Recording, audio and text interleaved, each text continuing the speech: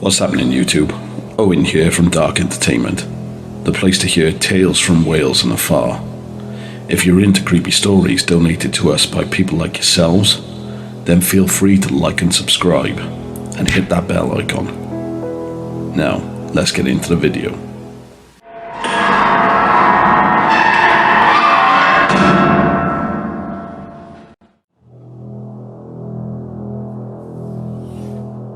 Well, I'm back, and I know what you're thinking before you even have to say anything.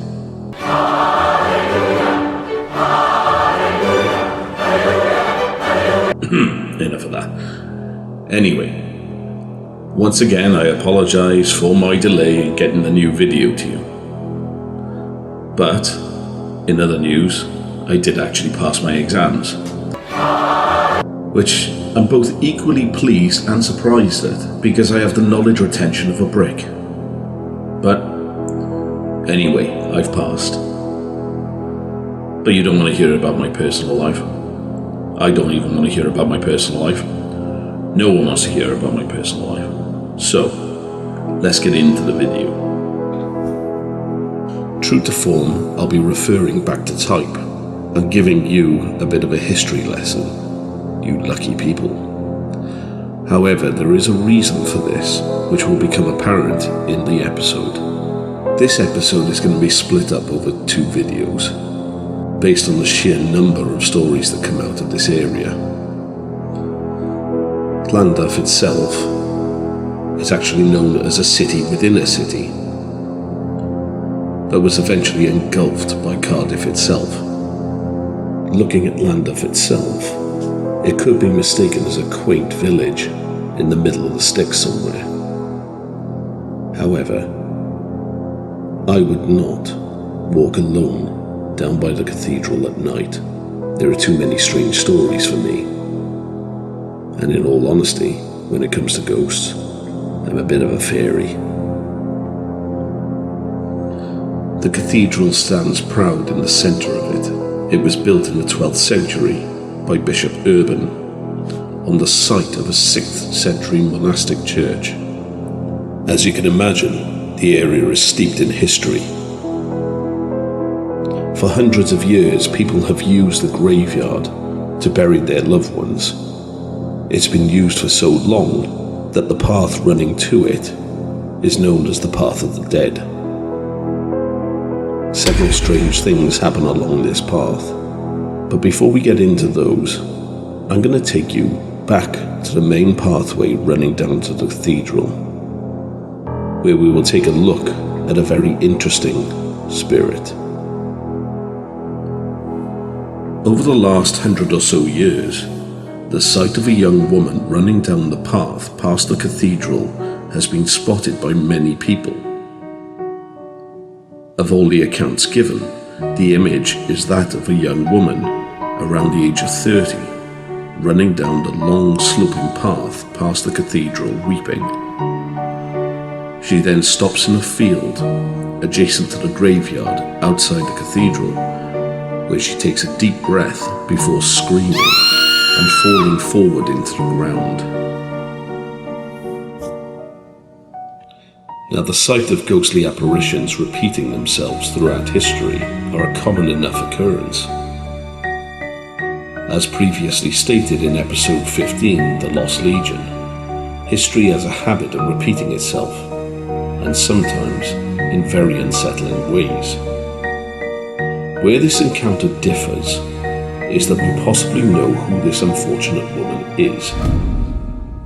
In a copy of the Cardiff Times, dated Saturday 22nd of May, 1880, a section refers to a distressing suicide in the city of Llandaff the previous Monday. Mrs. Isabella Leonard disappeared from her home at the Mitre Inn in Llandaff, which she and her husband had recently purchased. Her body was found a short distance away in the River Taff. Looking at this unusual and tragic incident, one thing is slightly confusing. Why does the apparition of this woman fall into a field only to end up several meters away in the river? For clues to this, we need to look at the legacy of the Victorians from the area.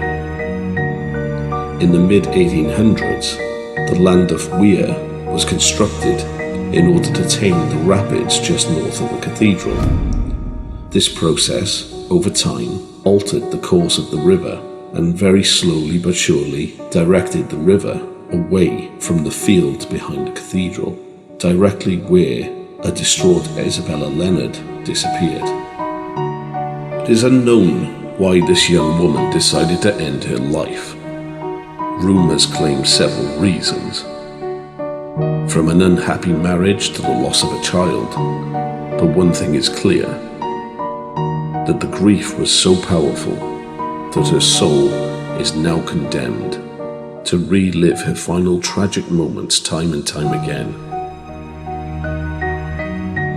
The next character that I'm going to introduce has made an appearance in several of my videos before, but this has to truly be one of the most terrifying accounts of the creature. Now, this was told to me many years ago, but I've been unable to find the original account or record of the encounter. I will do my best to retell the tale. At some point in the distant past, Llandaff Cathedral did not just consist of the cathedral itself. The ruins of the bishop's palace are still visible. However, it was heavily damaged during the English Civil War and was never rebuilt afterwards.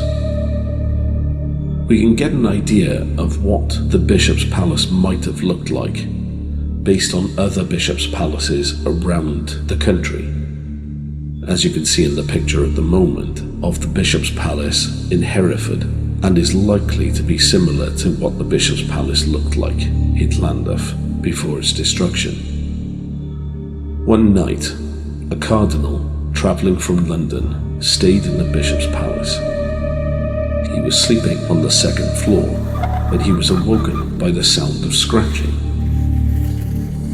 Groggily, he rolled out of the bed and sat on the edge, unsure of what was making the noise. And at that point, he looked to the window.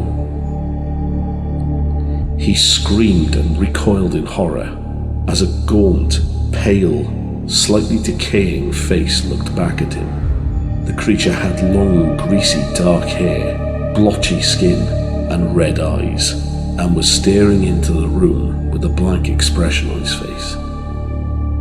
The cardinal, in fear, knelt down on the ground, placing his hands in front of him, and began to pray fervently, while staring at the terrifying apparition in the window.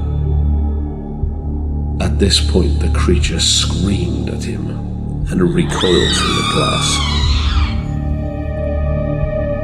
He continued to pray, and then after a while, got up and looked out through the window down the street. He could see the creature, in the form of an old woman, walking from door to door, scratching.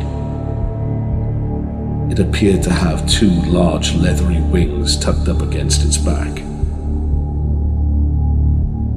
After a while, when he lost sight of it, he crawled back into bed and prayed until the morning, when he heard a commotion outside.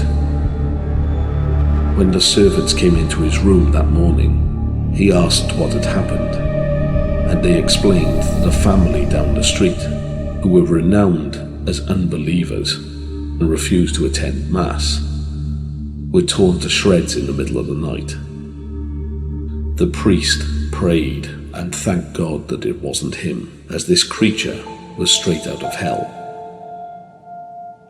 Now, this entity is a common occurrence in Welsh folklore, known as the Gwrach-y-Rhibyn, and has been spotted in various places such as Caerphilly Castle, Monksnash, and many other places. It is said that the Gwrach-y-Rhibyn is very much like that of the Irish Banshee. The only difference is that the Irish Banshee screams to alert someone of their impending doom. The Gwrach-y-Rhibyn actively goes out and hunts them. She is said to stalk the banks of the River Taff around the cathedral. Now, as I said, I've not been able to locate the document or account that tells of this strange incident. If there is anyone that is able or knows of it, I'd ask you to get in touch. Well, that's all from us here at Dark Entertainment. I hope you've enjoyed the episode. Join us next time for the second part of the Llandaff Ghosts, and an entity that's altogether a little bit more sinister. We're on Facebook and Twitter, and we'd appreciate a like and subscribe, and feel free to leave a comment. I try to reply to all comments left on the channel. It's always nice to hear from you. Ta-ta!